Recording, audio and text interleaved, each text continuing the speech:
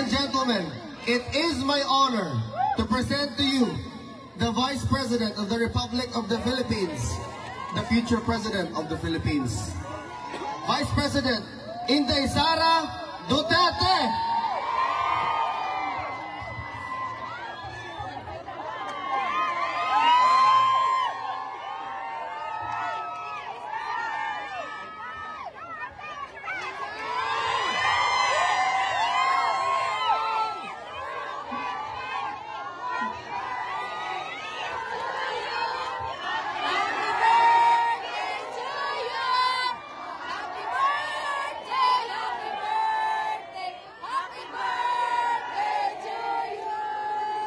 Thank you, mga kababayan. Assalamualaikum warahmatullahi wabarakatuh.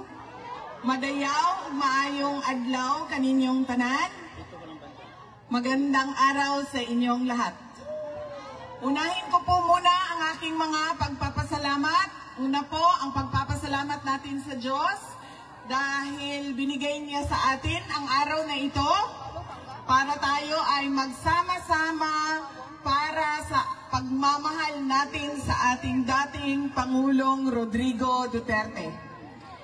At pangalawang pagpapasalamat sa Diyos ay binigyan niya tayo ng magandang panahon. Malamig pero may araw. Patay tayo sa sunburn. I-ready ninyo ang inyong mga sunblock. Paniguraduhin ninyo ang inyong mga kutis. At ang sunod na pagpapasalamat ko ay para sa inyong lahat dahil sa oras ninyo, sa pagbabiyahe ninyo, sa suporta ninyo na ipinapakita at sa pag-celebrate ninyo sa araw na ito. Maraming salamat sa inyo. Padami ang galing pa sa ibang bansa, galing sa United Kingdom, galing sa Germany, galing sa France, galing sa Ireland, galing sa Belgium, galing sa Italy, galing sa Spain, at yung mga tiga Netherlands. I think meron din galing sa United States of America.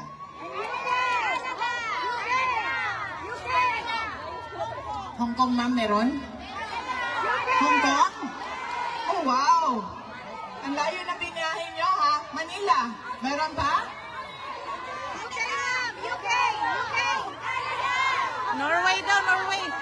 Davao. Galing pang Davao.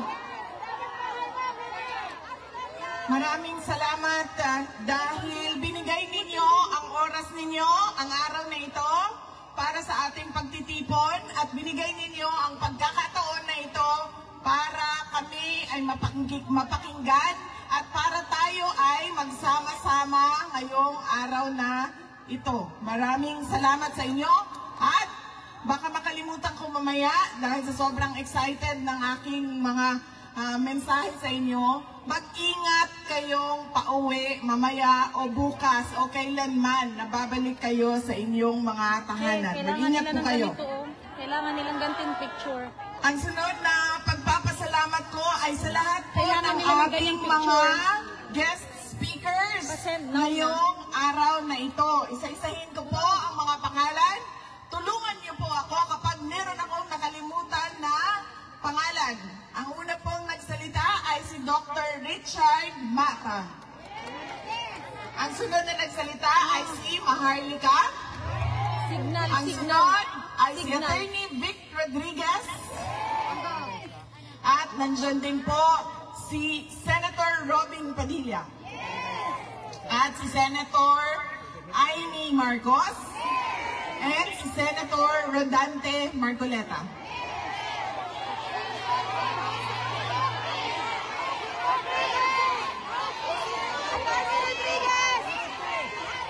Sandali, pag sabay-sabay ka nagsasalita, hindi ko naririnig. of course. Nakalimutan ko dahil dito na siya nakatira. Si spokesperson natin, Attorney Harry Roque. Attorney Rodriguez. At nandito din si Congressman Bem Noel ng Anwaray Party List. Magte-take over kasi sila pag umalis ako dito. At si Councilor Graylee Balabang.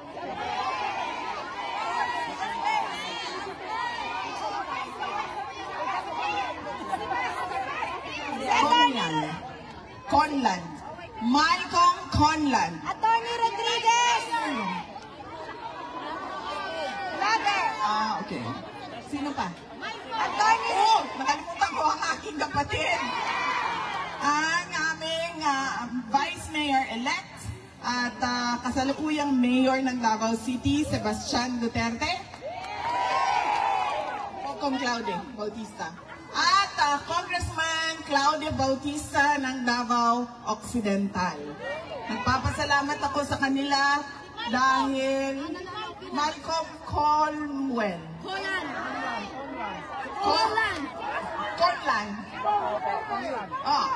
Yan.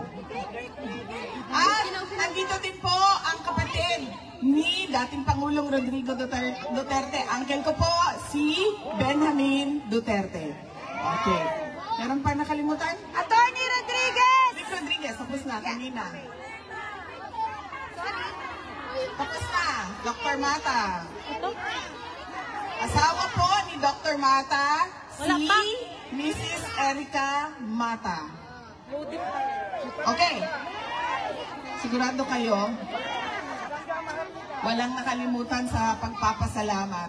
At ang susunod na pagpapasalamat ay sa lahat po ng volunteers ng ating rally gathering ngayong umaga na ito. Nagpapasalamat po ako sa kanila. Hindi ko po sila maisa-isa dahil napakarami po ng volunteers natin dito sa The Hague at sa Netherlands at iba't ibang mga lugar na nagsama-sama para mabuo yung ating pagtitipon ngayong araw na ito. Maraming salamat po sa ating mga iakyat po ang kamay, mga volunteers.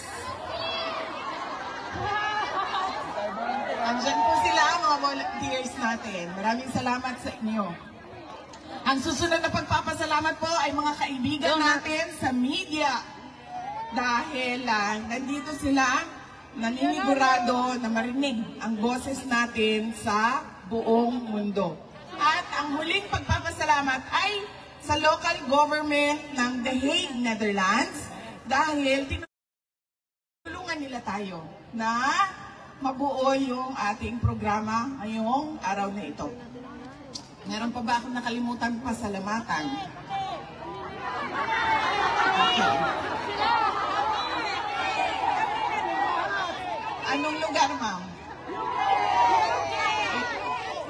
Iakyat niyo yung banner niyo, ma'am, para mabasa. London! London! UK! United Kingdom, London. Amsterdam! UK. Ma'am, ayaw niyang sumama sa inyo. London. United Kingdom. Amsterdam! Amsterdam! Switzerland. Okay. Butuan City, Mindanao. France. Ma'am, anong flag yan? Itaas! Germany. Hindi ba ito yung Germany? Ano pa, ma'am? Ma'am, hindi mo alam, dala-dala mo flag mo, sasabihin mo, Germany ka. Ano yan? Belgium! Hiwalay sa Germany. Belgium! Kasi magkamukha sila ng flag. Belgium.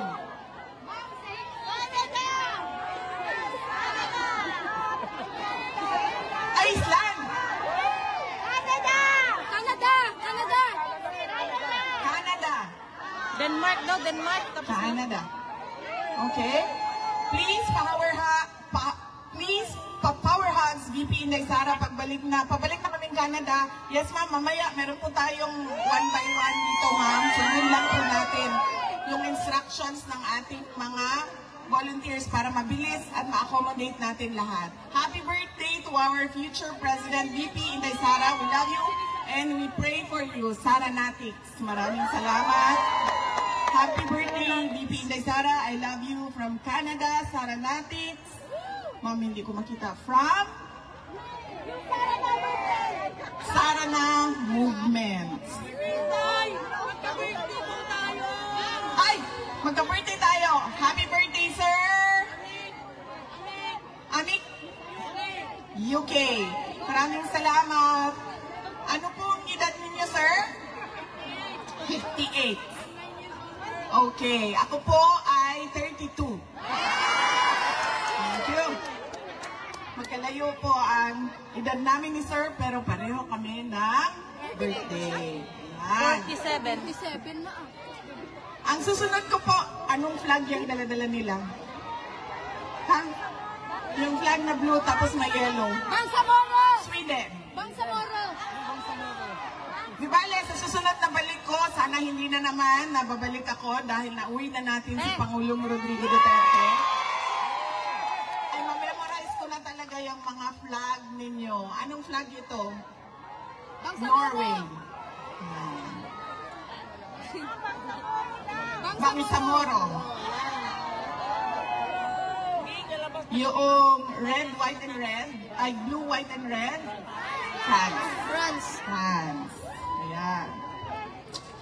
Ang susunod ko po na mensahe ay mensahe po sa ICC na pakawalan nyo na at ipadala nyo na pauwi si dating Pangulong Rodrigo Duterte sa Pilipinas. Dahil gaano man nasabihin nila na wala na kami kung paano siya kinuha, dinukot, kinidnap doon sa Pilipinas, ang importante ay nandito siya sa amin at tutuloy yung paglilitis, ay dapat hindi ganon. Dahil, di ba, sila yung nagsasabi, lahat may human rights. So, dapat ibigay din nila yung human right ni dating Pangulong Rodrigo Duterte na ibalik sa Pilipinas at i-check ng ating mga lokal na korte kung karapat-dapat ba na siya ay ipadala dito sa dahig. Kaya dapat po hindi natin tigilan ang panawagan natin sa ICC to send him home. At huwag natin tigilan ang panawagan natin doon sa loob ng Pilipinas na lahat sa ating gobyerno ay dapat gawin nila, bring him home. Bring him home! Bring him home! Bring him home! Bring him home! Bring him home! Bring him home! Hindi po dapat ipikit ng korte ang kanilang mga mata na sila ay walang jurisdiction sa kaso. Nagsimula sila sa kanilang investigasyon 2 taon matapos tayo umalis sa pagiging miyembro ng ICC. Hindi po pwede yon na kahit kailan pwede ka mag-imbestiga. Dahil ibig po sabihin nun, kapag sinabi mo, 5 years from now, mag-iimbestiga ako. 6 years from now, mag-iimbestiga ako. 20 years from now, mag-iimbestiga ako. Hindi pwede yun. Dahil ibig sabihin nun, wala nang katapusan. Nakakabuling ka pa ulit-ulit.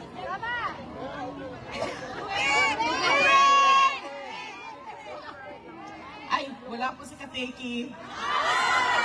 Coco Martin!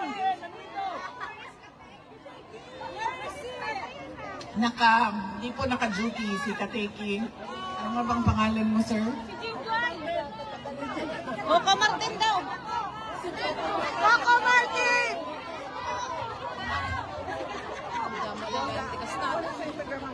Ano daw, ma'am? Katuko? Katuko? Katuko nandito. Grabe ko naman, ma'am. Kakulay lang ng katuko, mama, pero mas wapo siya kaysa sa mga tuko. Ano ibig sabihin ng katuko? May kabalo! Samang tuko?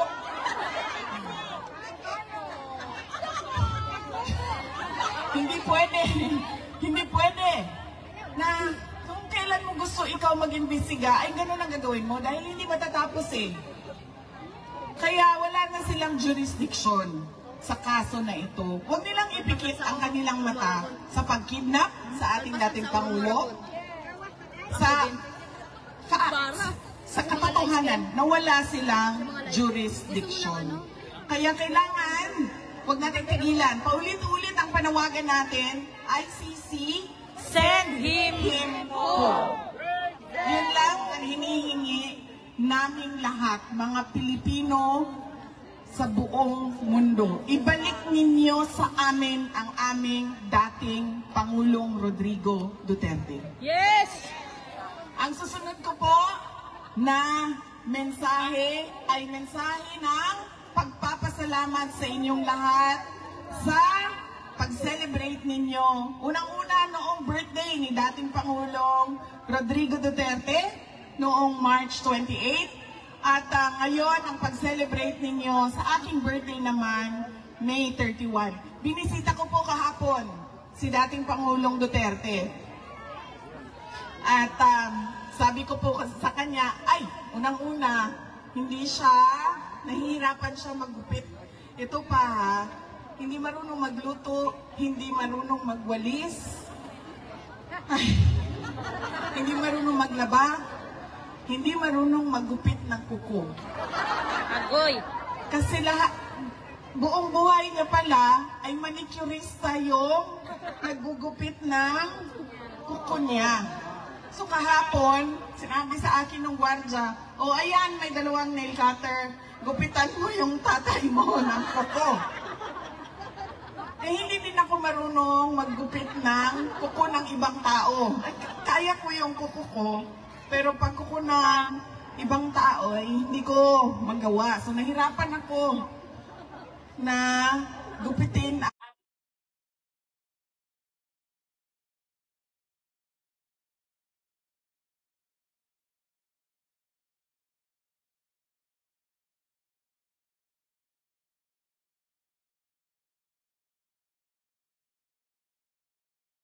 ang kanyang kuko. At anon siya doon,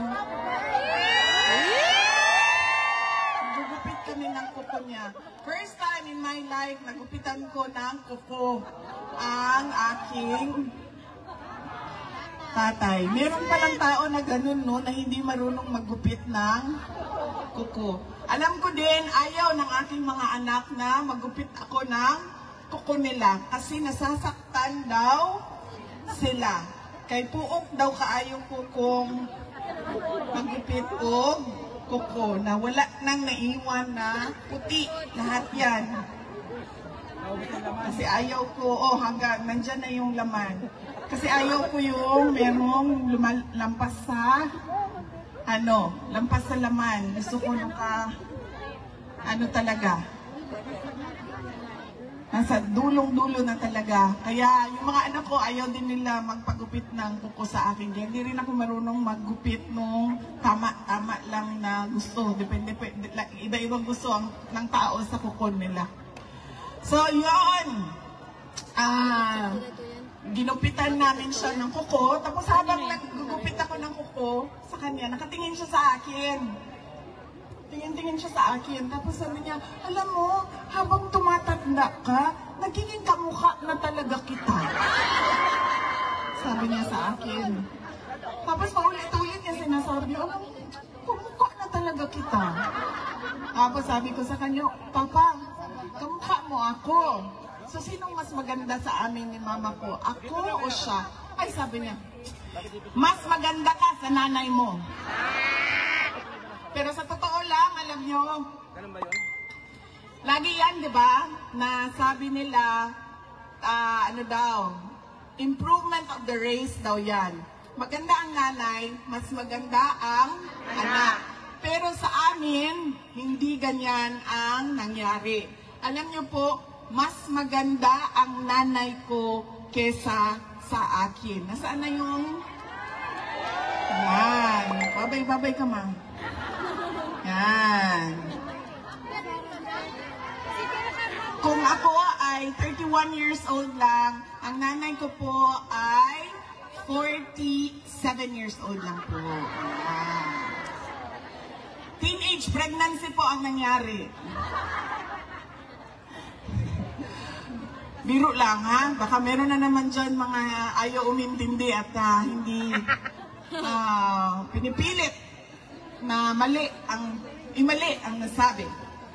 Yan po ang nanay ko. Kahapon, binisita namin si Pangulong Rodrigo Duterte. Masaya siya, nagtanong naman siya, in-update ko naman na siya. Ano nang mangyayari sa oath-taking ng mga nanalo sa Davao City, ano na ang oath-taking ng mga senators, at anong mangyayari sa July, sa August, sa September, sa mga kailangan namin gawin na trabaho sa Office of the Vice President at sa Davao City. Yan po ang mga updates. Pinaabot ko din sa kanya. Sabi ko, kung makapunta ka bukas, ay meron kaming rally para sa iyo at invited ka. Marami sa ating mga kababayan sa iba't ibang lugar ng mundo darating bukas para magdasal, para magpasalamat, at para ipanawagan sa ICC na ibalik ninyo ang aming pinakamamahal na Tatay Digong. Alam niyo po, kayong lahat ay nandito sa the Netherlands, sa iba't ibang bansa sa Europa o sa ibang continent. Dahil, bakit? Naghanap kayo ng oportunidad para sa sarili ninyo at para sa pamilya ninyo. Hindi po ba nakakalungkot yon para sa isang bayan na ang mga tao ay umaalis? Dahil unang-una walang trabaho. At kung meron mang trabaho na makita, ay kakapiranggot yung sweldo. Walang pabahay na kaya ng mga tao. Walang healthcare. Napakaganda ng healthcare ninyo dito sa Europa. Doon sa atin, alam nyo ba, di ba? Ang pamilya napupuno sa utang kapag nagkakasakit yung nanay, yung tatay, yung kapatid, yung anak. Nakakalungkot na ganun yung bayan natin. Di ba po ba dapat ang pangarap natin, ang vision natin, ang plano natin ay papunta doon sa kung ano yung nakikita at pinunta natin dito sa Europa. Pero hindi nangyayari iyon. Dahil unang-una sa ating politika. Lahat na lang puro politika, lahat na lang puro dole out, lahat na lang survival ng isang politiko. At ang kanyang pamamaraan para siya ay ma-re-elect na naman, mabalik na naman sa pwesto, ma-re-elect na naman. Pero kung makita mo, ay napakabagal ng pag-usad ng bayan o kung meron mang nakikita na pagbabago sa ating bayan. Kaya napakahalaga, mga kababayan, na tinutulak natin ang ating mga leaders na ibigay ang karapat-dapat na serbisyo sa taong bayan at sa bayan. Hindi mahirap hanapin, hindi mahirap tingnan, hindi mahirap tanungin kung ano ba yung karapat-dapat. Dahil nakikita natin yan sa ibang bansa. Nakikita natin sa Europe, nakikita natin sa Japan, nakikita natin sa Australia, sa Taiwan, sa Qatar, galing akong Qatar. Nakikita natin. Pero bakit hindi natin nakikita sa ating bayan?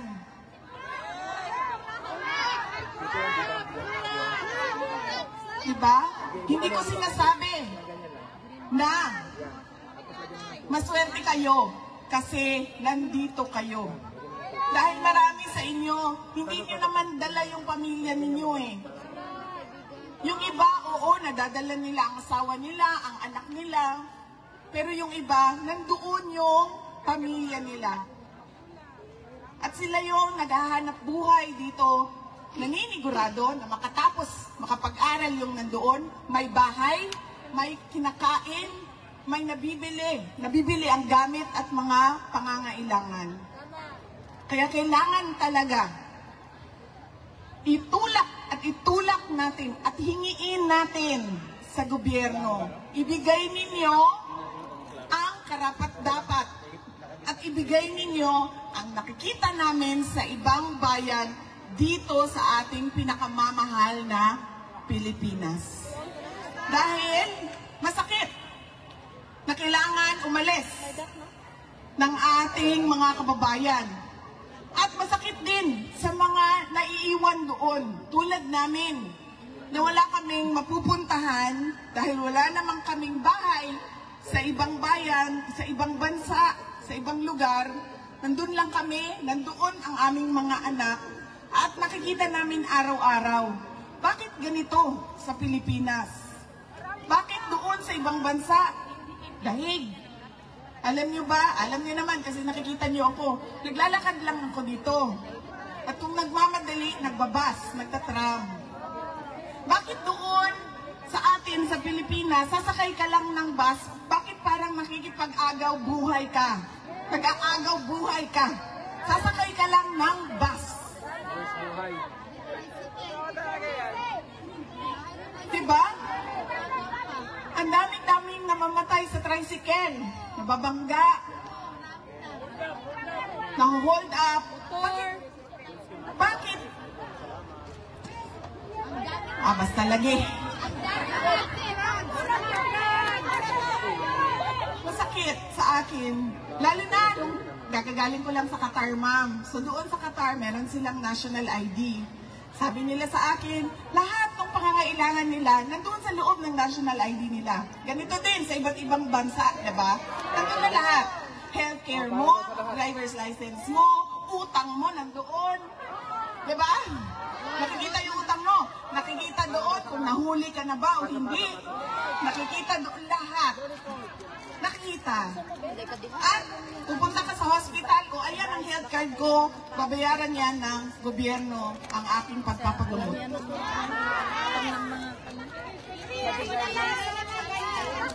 Dito doon sa atin sa Pilipinas, may nagkasakit. Takbo. Dito, congressman pahingi. Takbo dito, mayor pahingi. Takbo dito, konsehala pahingi. Tapos, pagpunta mo sa PhilHealth, 2,000. Ibigay sa iyo. Wala nang pera PhilHealth. Gusto natin ng mas maganda na kinabukasan para sa ating bayan. Hindi tayo titigil, ICC, balik nyo sa amin, si Duterte. Hindi tayo titigil na paghingi sa ating gobyerno na ibigay ninyo ang karapat-dapat na nakikita namin para sa aming bayan. Dahil nakikita namin sa ibang bayan yon, ibig sabihin, pwedeng mangyari yan. Dahil nakikita namin sa iba.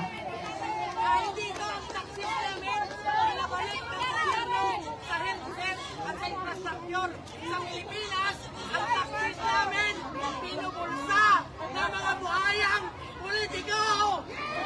Yan.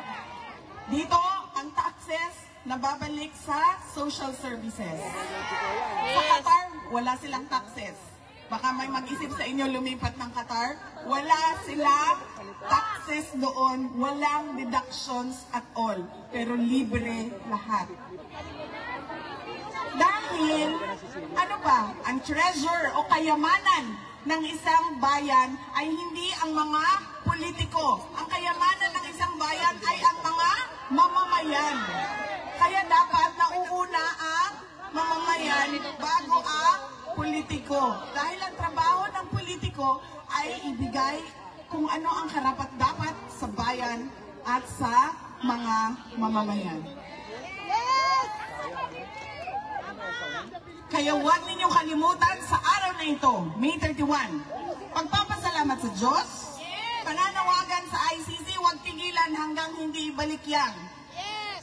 Patay digong natin. At pangatlo, panawagan, demand sa gobyerno ng Pilipinas, ibigay ninyo kung ano yung karapat-dapat para sa taong bayan at sa bayan. Yaan ang tatlong mensahe na kailangan natin isa puso at isa isip lagi.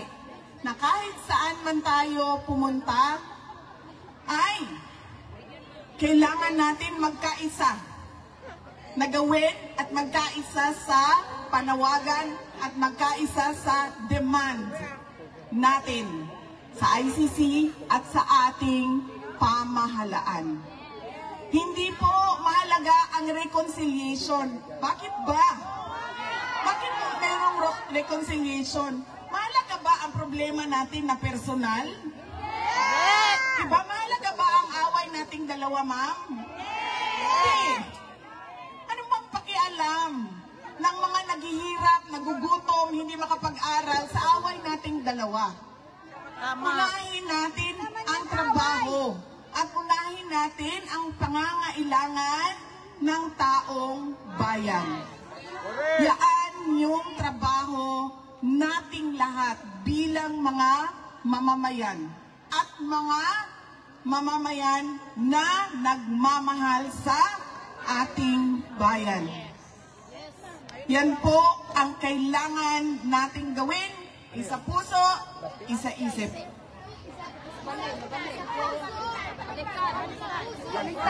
Yes, ma'am. Ilagay natin yan lagi sa isip. Ilagay natin yan lagi sa ating, ipasok natin yan sa ating puso. Kaya kahit saan man tayo pumunta, alam natin kung anong sasabihin natin sa lahat ng lahi. Hoy, ICC, unang-una, ibalik nyo yan. Pangalawa, oy, kami pala yun, nasa gobyerno ng Pilipinas. Oy, Inday Sara, magtrabaho. Huwag na yan unahin yung pakikipag-away. Personal na mga problema ng mga politiko. Yan po ang kailangan natin gawin at yan ang ating panawagan. Alam niyo po, madami ang nag-celebrate ng May 31 dahil birthday ni Sir. May gawin, Sir? Marami ang naghanda. Nagpapasalamat ako kay Senator Amy dahil merong 3 lechon sa likod para daw sa inyong lahat. At merong 300 na cupcakes galing kay Senator Amy para daw sa inyong lahat. Sa Pilipinas at sa iba't ibang lugar sa mundo, madami ang nagpa-party at nagpa-Thanksgiving. Marami ang nagpa-feeding at nagpakain sa mga gutom. Marami ang namigay at nag-share ng blessings nila sa iba't ibang mga kababayan natin doon sa iba't ibang lugar sa Pilipinas. At marami ang nagbigay ng kanilang mga birthday wish. Alam niyo po, ang wish ko ngayon na birthday ko ay ngayong 28 years old na ako. Ano ba nabababa, sir? Kanina 32, na naging 31. Ngayon naging 28 na. Pagkatapos ko dito, ay 15 na lang talaga yan, sir. 15 years old. Ngayong araw na 28 years old ako, unang-una, sana ay bigyan kayo lahat ng Pilipino sa buong mundo ay bigyan ng Diyos ng magandang kalusugan, good health. At pangalawang birthday wish ko ay sana lahat ng birthday wishes ninyo para sa akin ay ibigay din sa inyo ng Diyos.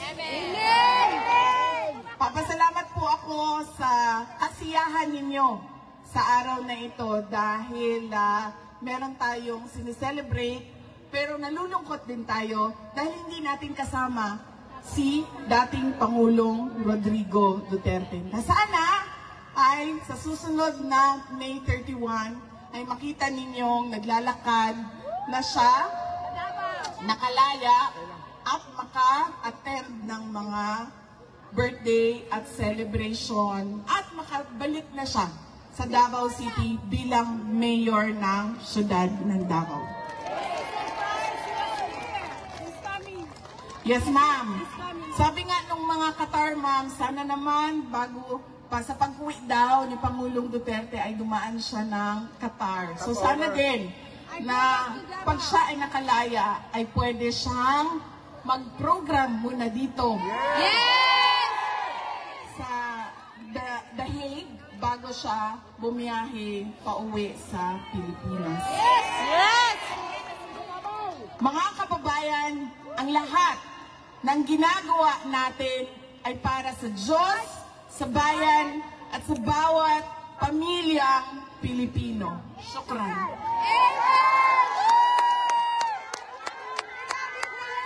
Happy birthday!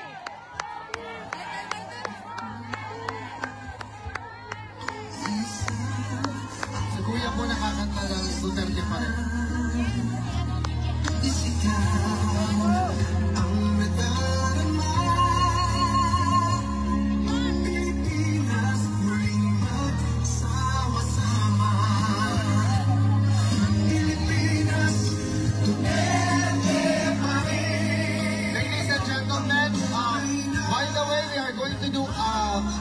The series of events first, mag-crowd shot muna, then we will have photo ops with the Vice President.